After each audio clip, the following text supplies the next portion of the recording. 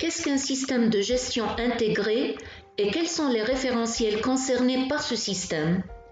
Un système de gestion intégré est un modèle de management qui permet de maîtriser de façon globale et cohérente les activités d'un organisme, en y intégrant dans une même organisation des processus et en prenant en considération des exigences externes multiples, à savoir qualité, sécurité et environnement. Les organisations se concentrent souvent sur les systèmes de gestion individuellement, en vase clos et parfois même en conflit. À titre d'exemple, une équipe de qualité s'occupera du système de gestion de la qualité au moment où une autre structure va prendre en charge les questions relatives à la sécurité, la santé et l'environnement. Les systèmes de gestion intégrés peuvent comprendre un système de gestion de la qualité, un système de gestion de l'environnement, un système de gestion de la sécurité, un système de gestion de l'énergie, un système de gestion de la sécurité des aliments et enfin, un système de gestion de la sécurité de l'information. Dans cette vidéo, on va développer chaque système dans une approche systémique. Le système de gestion de la qualité a fait l'objet d'une présentation indépendante qui a développé l'ISO 9001 version 2015. D'autres exemples du système de management de la qualité peuvent être cités. L'ISO 14001. La norme ISO 14001 s'insère dans une famille de normes ISO 14000 destinées à promouvoir et à encadrer une démarche de management environnemental. Elle s'adresse à tout type d'entreprise. Les modalités de son application réactualisées en 2015 peuvent être contrôlées et certifiées par un organisme agréé. L'objectif est double. Disposer d'un cadre normalisé et approuvé pour développer une stratégie de management environnemental viable et efficace. Obtenir une reconnaissance officielle de la démarche et des efforts consentis via la certification. Cette reconnaissance est aujourd'hui devenue incontournable en termes d'image, de réponse aux exigences de nombreux donneurs d'ordre et d'adhésion aux valeurs du développement durable et aux pratiques de la RSE. En fait, l'objectif sous-tendu est de conduire les entreprises vers des pratiques compatibles avec les impératifs imposés par le développement durable. Pour ce faire, il faut agir de l'amont à l'aval. Il s'agit désormais d'identifier les risques internes et externes pouvant avoir une incidence positive ou négative sur l'atteinte des résultats environnementaux escomptés et sur la dynamique d'amélioration continue. En outre, dans la continuité de cette réflexion, l'ISO 14001 pousse désormais à réfléchir sur l'analyse de cycle de vie des produits et services, à titre d'exemple, matières premières moins polluantes, plus faciles à recycler. Enfin, la nouvelle norme ISO 14001 conduit l'organisme à estimer sa performance environnementale, à s'interroger sur le niveau des résultats, mais aussi sur les bénéfices de la démarche.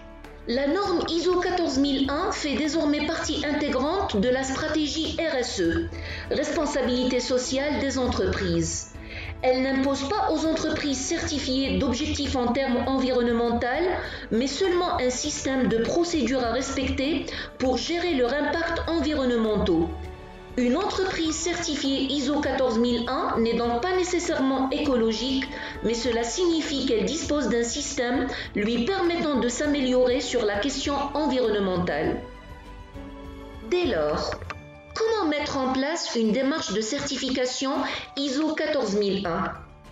La durée, généralement de 6 à 12 mois, et la méthodologie de déroulement d'un tel projet dépendent des spécificités de chaque entreprise et peuvent varier selon l'implication de la direction générale, la taille de l'organisme et la complexité de son organisation, sa situation environnementale, le niveau de conformité aux exigences légales et enfin l'exigence préalable d'un système de management de la qualité, ses objectifs de délai d'obtention de la certification ISO 14001.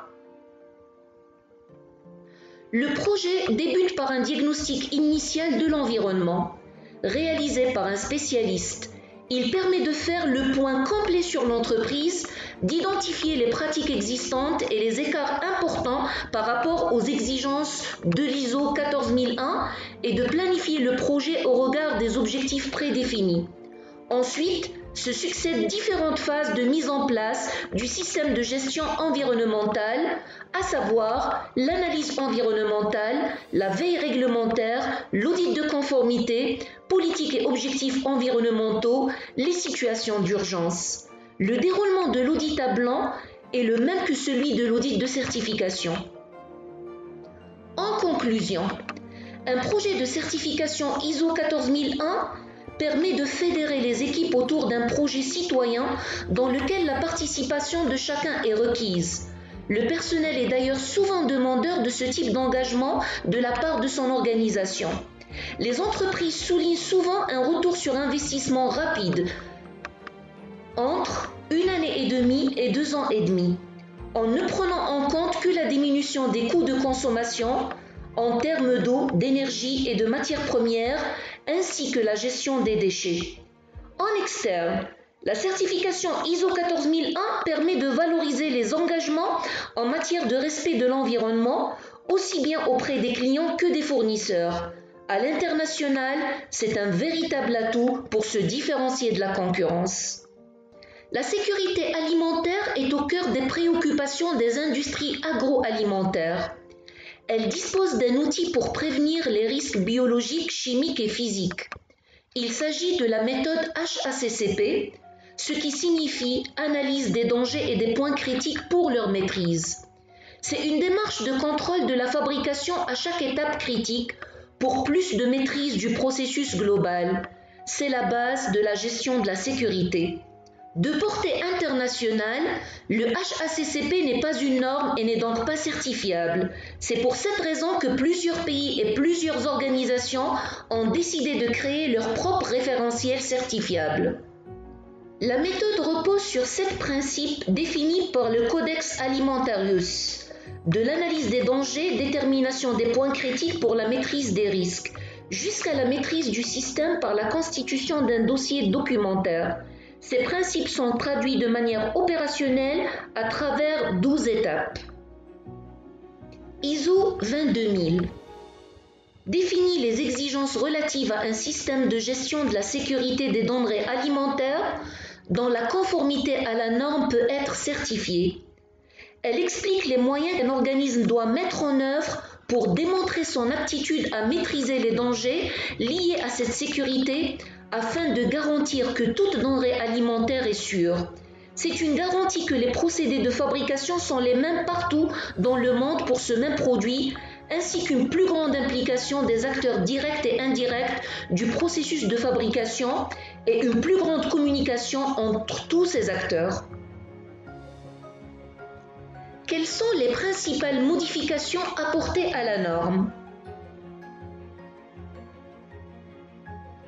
Les principales modifications proposées par cette norme concernent la structure du document ainsi qu'une clarification des concepts clés tels que la structure de niveau supérieur pour faciliter l'intégration de plusieurs normes de système de management au sein d'une entreprise. La nouvelle version d'ISO 22000 adoptera la même structure à haut niveau que toutes les autres normes ISO de système de management. L'approche fondée sur le risque. Le cycle PDCA. La norme donnera des éclaircissements quant au cycle PDCA en articulant 2 cycles distincts, le premier s'appliquant au système de management et le second au principe HACCP. Le processus opérationnel. La norme fera une distinction claire entre certains termes clés tels que les points critiques pour la maîtrise, les programmes prérequis opérationnels et enfin les programmes prérequis. ISO 26000. Elle donne des lignes directrices aux entreprises et aux organisations pour opérer de manière socialement responsable. Cela signifie agir de manière éthique et transparente de façon à contribuer à la bonne santé et au bien-être de la société. Publiée en 2010 par l'Organisation internationale de normalisation, la norme ISO 26000 établit les principes thème et ligne de force du concept de la responsabilité sociétale, ainsi qu'une méthode de mise en application destinée à tout type de structure, en entreprise, ONG, collectivités, syndicats. Bien souvent, la norme ISO 26000 est au cœur de la stratégie RSE des entreprises. La norme OSAS 18001.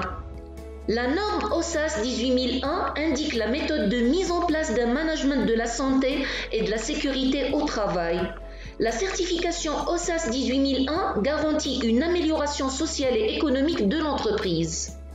Elle permet la réduction du nombre d'accidents du travail, la diminution du risque pénal en cas d'accident du travail, la promotion du dialogue social grâce à l'engagement pour un environnement de travail plus sûr, l'amélioration de la performance en maîtrisant les risques de sécurité et l'augmentation de la productivité en réduisant les coûts directs et indirects. Les mauvaises pratiques de sécurité et santé au travail représentent un coût considérable pour les entreprises. La certification contribue à l'évaluation de l'efficacité des mesures correctives et préventives. ISO 45001. La norme ISO 45001 a été publiée en mars 2018. Elle va progressivement remplacer OSAS 18001, toujours en vigueur jusqu'en mars 2021. Les entreprises certifiées OSAS 18001 auront jusqu'à cette date pour se mettre en conformité. Quelle est la différence entre OSAS 18001 et ISO 45001? On peut parler ici de normalisation des normes. Le comité d'experts réuni par ISO a réalisé ce document pour que le système de management de la sécurité au travail puisse s'intégrer plus facilement parmi les autres systèmes qualité existants, ISO 9001, ISO 14001, ISO 22000, etc. L'ISO 45001 se veut également plus complète sur beaucoup d'aspects, notamment concernant l'implication de la direction et de l'encadrement dans le processus ainsi que celle des partenaires. Mais il existe de nombreuses similitudes sur les bases du contenu et l'ISO 45001 a été conçu de façon à faciliter la transition entre les deux, donc l'adaptation ne posera pas de problème. ISO 50001. L'ISO 50001 spécifie les exigences applicables à l'utilisation et à la consommation d'énergie, y compris les pratiques de mesure, de documentation et de rapport, de conception et d'achat d'équipements, de systèmes, de processus et de personnel qui contribuent à la performance énergétique.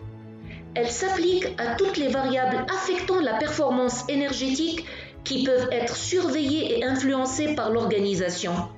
L'ISO 51001 ne prescrit pas de critères de performance spécifiques en matière d'énergie. L'ISO 51001 a été conçue pour être utilisée indépendamment, mais elle peut être alignée ou intégrée à d'autres systèmes de management. Elle est applicable à toute organisation souhaitant se conformer à la politique énergétique énoncée et souhaitant en faire la démonstration à des tierces. Cette conformité étant confirmée par le biais d'une auto-évaluation et d'une autodéclaration de conformité ou par la certification du système de gestion de l'énergie par une organisation externe. Le système de gestion de la sécurité de l'information. Un système de gestion de la sécurité de l'information détermine comment l'organisation doit organiser et gérer sa sécurité de l'information. La série ISO 27000 est une série de meilleures pratiques pour aider les organisations à améliorer la sécurité de leur information. C'est une approche systématique de la gestion du risque qui comprend des mesures visant les 3 piliers de la sécurité de l'information, à savoir les personnes, les processus et la technologie. La série se compose de 46 normes individuelles, dont ISO 27000, qui fournit une introduction à la famille ainsi qu'une clarification des termes et définitions clés. ISO 27001 est la norme centrale de la série ISO 27000. Elle contient les exigences de mise en œuvre d'un système de gestion de la sécurité de l'information. Elle est la seule norme de la série par rapport à laquelle les organisations peuvent être auditées et certifiées. Quels sont les avantages d'un système de gestion intégré? Avec un système de gestion intégré, les systèmes de gestion fonctionnent ensemble, chaque fonction étant alignée derrière un seul objectif, améliorer la performance de l'ensemble de l'organisation. Souvent, lorsque plusieurs normes de gestion sont mises en œuvre et non intégrées, des dilemmes peuvent survenir en raison de l'incapacité de rationaliser les décisions. Lorsque l'entreprise dispose d'un système de gestion intégré, elle peut maintenir les exigences simultanément, ce qui simplifie le processus et permet à l'organisation de se concentrer sur les améliorations utiles. Cette approche intégrée permet également à l'organisation d'analyser les obstacles fonctionnels et sectoriels et d'améliorer ainsi la communication et la prise de décision. Enfin, la norme ISO 19011 version 2018, Guide pour l'audit des systèmes de management, définit un audit combiné comme étant un audit effectué par une seule entité auditée sur deux ou plusieurs systèmes de management. Lorsque plus d'un système de gestion est intégré dans un système de gestion unique, l'audit combiné est alors appelé audit intégré. Lors de l'audit d'un système de management intégré, les principes et processus de base sont les mêmes. Le registraire indiquera si les différents systèmes ISO doivent être menés séparément, en combinaison ou de façon intégrée. Les audits intégrés présentent de nombreux avantages. Ils permettent à l'organisation de réduire les coûts de certification, de réduire la documentation et d'atteindre des objectifs plus cohérents sur plusieurs systèmes. Selon le niveau d'intégration et les compétences de l'équipe d'audit, l'organisation peut réduire les délais en ayant un seul plan d'audit, une seule réunion d'ouverture, une seule réunion de clôture et un seul rapport d'audit. De plus, lorsqu'il existe un système de gestion intégré, l'organisation qui fait l'objet d'un seul audit réduira le nombre d'interruptions de travail. Un autre avantage de l'intégration de plusieurs systèmes est qu'elle permet de mieux comprendre la relation entre les processus, ce qui peut mener à des audits plus approfondis. Si l'entreprise effectue des audits distincts, elle ne se rendra pas compte de la relation entre les processus connexes. Dans le cadre d'une approche intégrée, les audits des systèmes de gestion considèrent les liens entre les processus comme une priorité et par conséquent peuvent révéler des défaillances critiques des systèmes. En guise de conclusion, le système intégré de gestion de la qualité permet d'avoir une vision globale et de faciliter l'aide à la décision lorsqu'il s'agit d'établir une politique et des objectifs cohérents tout en définissant des priorités. Idéalement, une organisation devrait avoir un système de gestion intégré qui répond à tous ces objectifs en même temps. L'intégration de plusieurs systèmes de gestion dans un système unifié qui partage la documentation, les politiques, les procédures et les processus est logique. Il constitue également un bon outil de développement durable. D'ailleurs, la FNOR a publié un guide SD 21000 Développement durable pour inciter les entreprises à prendre en compte ces enjeux et principes dans leur stratégie de management.